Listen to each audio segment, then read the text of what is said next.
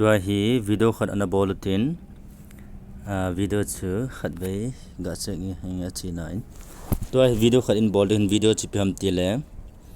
Binance P2P peer to peer transaction ipiti board mi chi video kan board is hung sau thim din hoi ta na ngai do he chu hin tin amma se pena he Binance alu ding na Binance alu ding Binance kalu na hele an value chun ka app se anoi langa home kiti omin market omin anoi langa ka app se vela to trade omin anoi langa future omin aballe wallet na akoner pen anoi langa wallet pa hena me do wallet me le che hum tan banle chu hin tin thildang ho ha se dang kating to hi spot chung langa overview kitin spot kitin chukona move chi hi spot pa hi me de spot spot na spot hi me al he BTC bitcoin tan hi chi bitcoin pa hi value chun 0.00138 the double 83 na chi kana in ele US dollar $28.57 hin hi chi pa hi chi BTC pa bitcoin pa hi in me edita share out kan bol ngai dia na share out bol masat ngai dia chu BTC kan me ding kan mi a hele chila hi piha BTC to USDT akipir omin adang khu Ethereum to BTC kipir ppm ham to hi US dollar to kipir pa kan me edi cha go to trade hena mu chuna go to trade no ya hi BTC/USDT pa hena ama se pen pa na me edi ama se pen pa me edi kam me ta kami le chum ta na se to ai value chun ayanga ambe ta buy kiti na h pa he di chuna share out bol ngai de ya chu market na pana share out bol de ya chu share pa me de ane value chun buy khu share hungum de ta share ta na share chu asana hungum ta aban le share no chuna kho value chu limit kiti be ta limit khu market na holding na h la ya hi share no ya limit he ga me le chun option ki pita khu na chu limit khu market na bol de market na ka bor chai ta hele aba khon value chun 25% 50% 75% 100% kitwe ta na chikhona mu chuna 25% 3% ho 100% pa ho na me de kati dan chu abona withdraw i body le na 100% ka me ta kami a hele ta 28.75 na dollar chikho withdraw ka body share out ka body ta ne thim na chuna share na me do market na choose do aban le person khu 100% aji cho bona share out ka body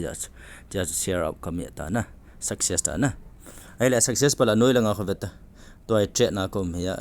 wallet na nung dut kiting na to ai trade na ko me ta so alai pa velo chung green am be ta na trade na ko me ya to ai wallet ma me ke anoi langa right corner pa khona wallet ka me kami a hele velo chung chi US dollar USDT am ta khona $28.39 ta na chi cho hin tin aje chu bitcoin hele them pham aneng tabang khat adar ha an chu le thil chom he ta na to US dollar share out ka bolta bitcoin share out ka bor US dollar ak koi ta na aje chu US dollar chu stable coin e ya chu market he han lang kum jong le hingai lo hin na kalang kallo hyang khezi lo hin che ja chu US dollar ha convert ngai ji na BTC chu share out boarding US dollar share out boarding azowa ka bol chu hitan a hi le to a hi P2P board na dinga AP board ham tia le value chun cha deposit o min withdraw o min transfer o min na chunga huna muvam deposit withdraw transfer chunga ho transfer me ding aban le spot to funding am ta na from kiti khu from ko spot wallet na azawa ka balance US dollar na chu hin ai le tu kiti funding na hi chi funding a hi transfer bor ngai na che ja chu ai level anoi a hin value chun BTC yang kiji BTC pa USDT a holding na BTC hin na me dewo imi a hele chungum ta chu US dollar na ka US dollar balance pa hona kami edita chu USDT kami ta ai le to chu transfer bor dinga chu USDT ak koi ta na funding a transfer bor ngai cho spot up na funding a khu transfer bor ngai ding che ja chu transfer ka lut le to from spot wallet to funding kita abana anu ya chu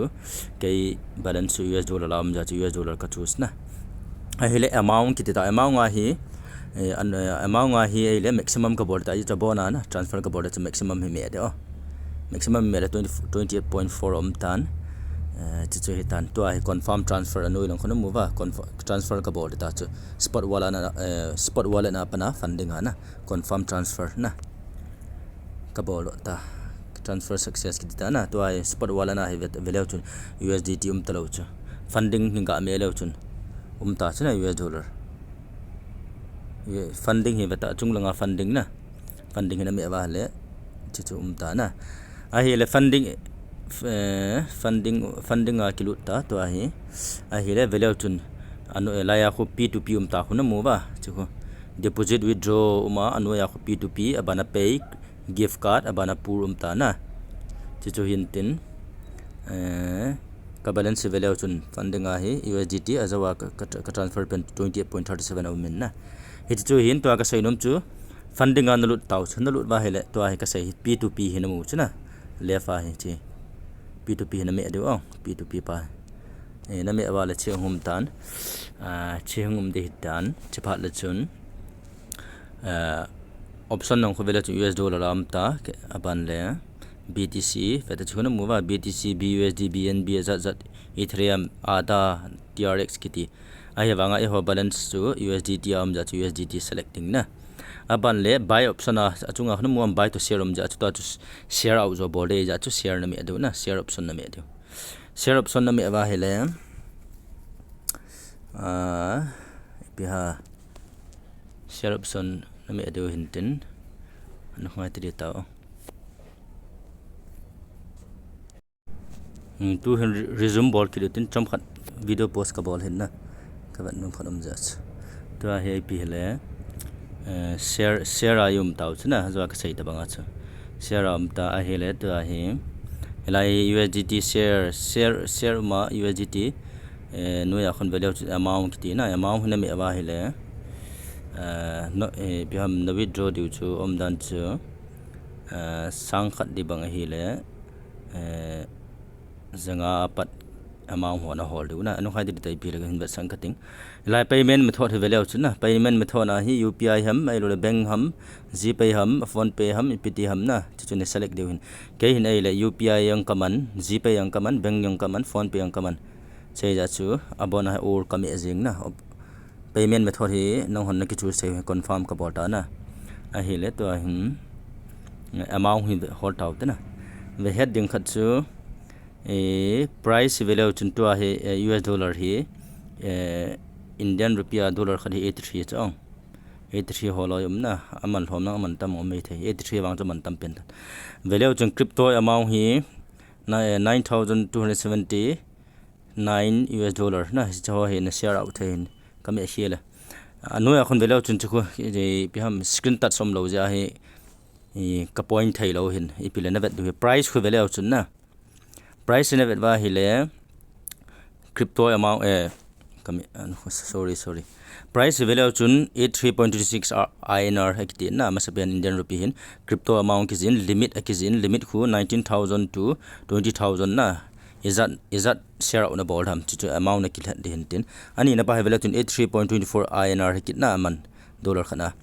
crypto amount kisunin limit to minimum 1 lakh to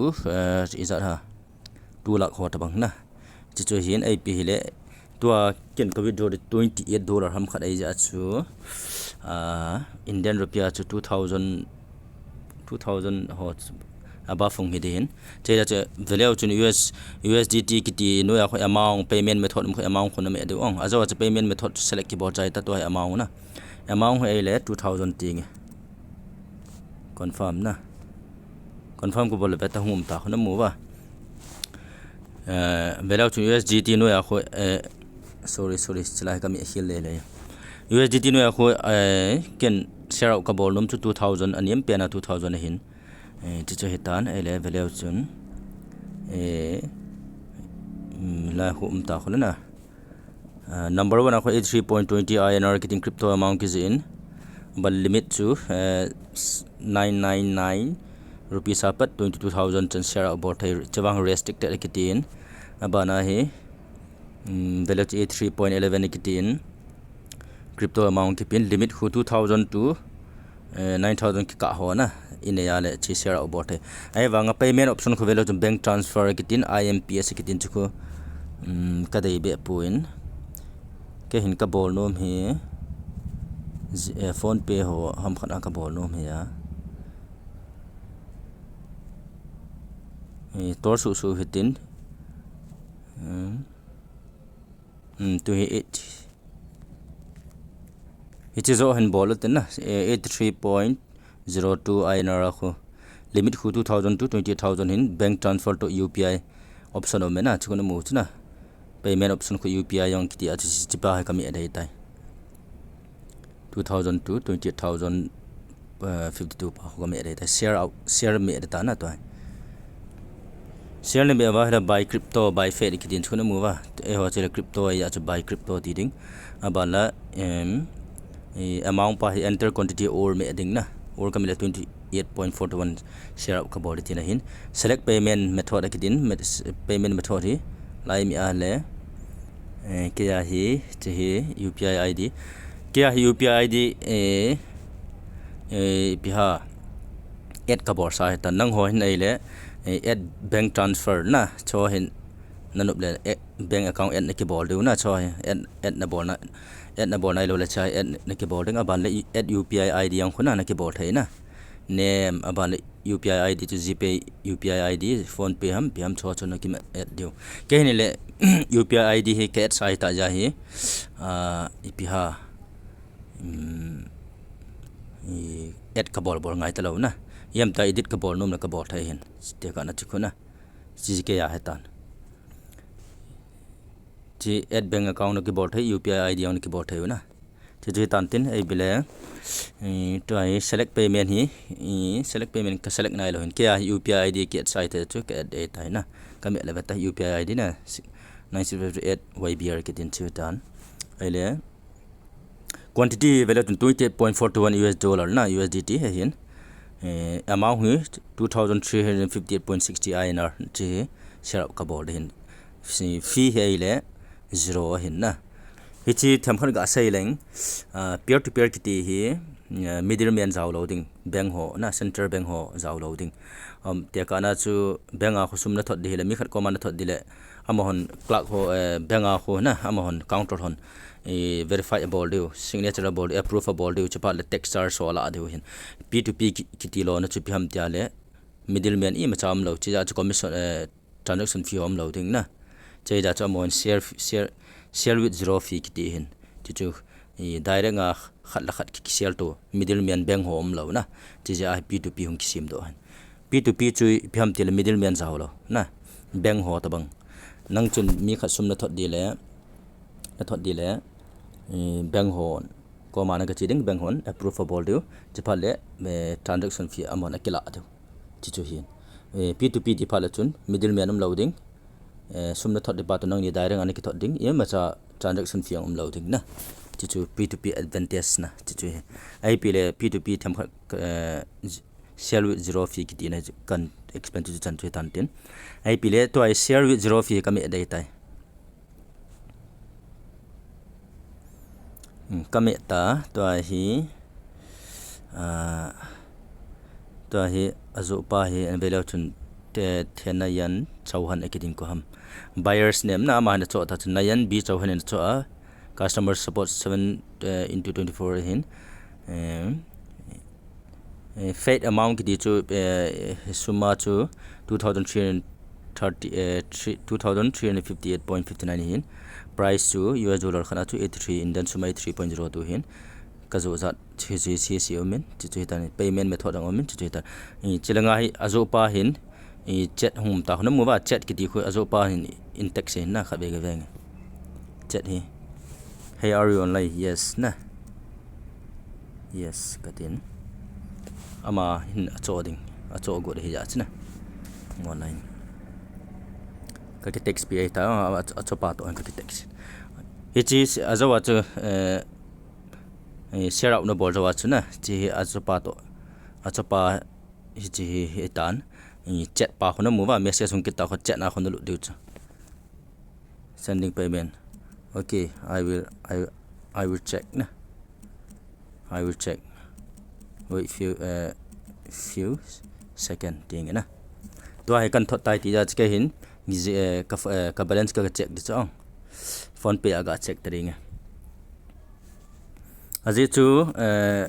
na bank account ho na ki vet diu chu payment hong lut ta ka sa chu nangin hilanga crypto chu release na bol lo di chu. Chin ka balance ka vet phat de. Phone pay aga vet tering.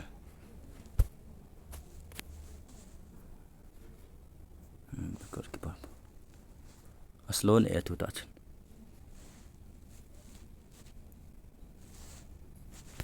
Nanga ti diu te.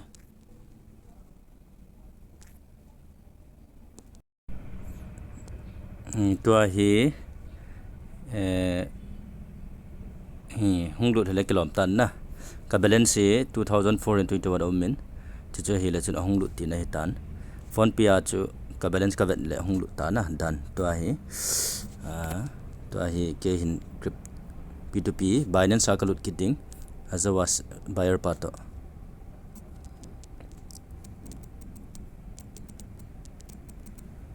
I will release now katina to I release ka bol touch. To I payment receipt hi kami touch kami le na.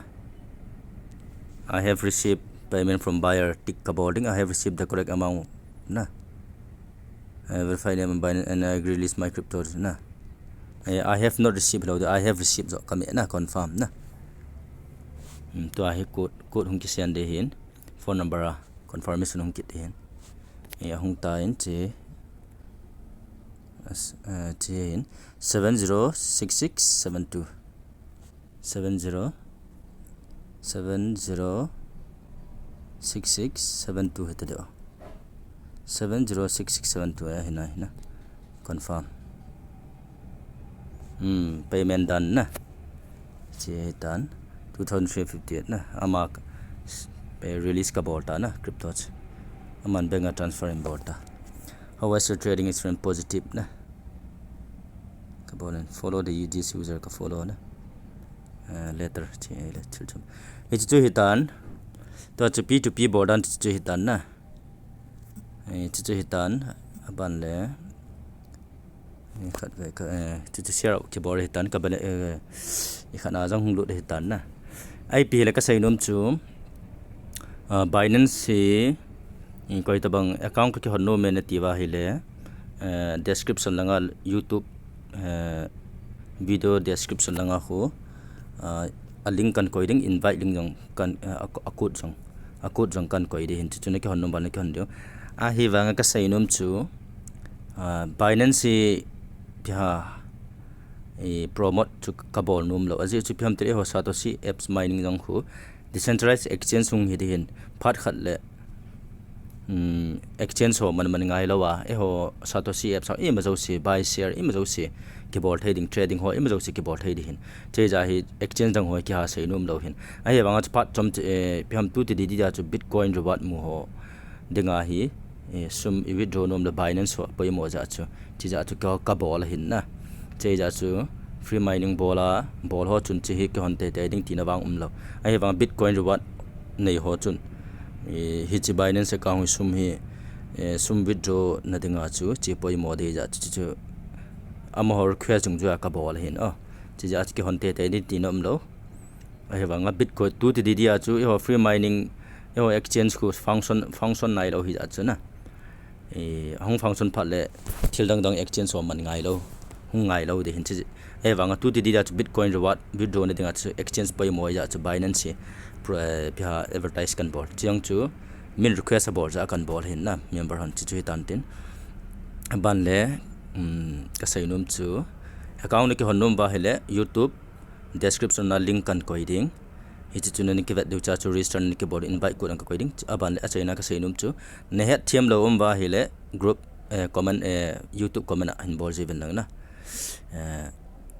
chichan chu tan tin P2P Binance pt boardam ti chu i bol chichan chu tan tin piham athing lal piham sairing lal akichi lo kha le piham ikihil to kit de hin tin kin ka bol he chan chu tan te ka ki pa